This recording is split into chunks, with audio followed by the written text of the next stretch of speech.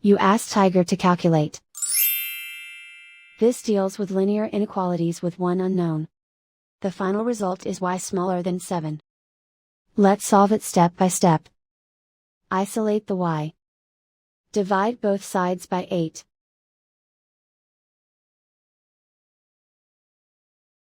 Simplify the fraction.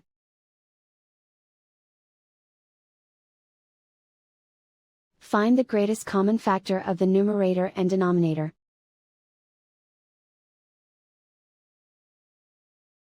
Factor out and cancel the greatest common factor.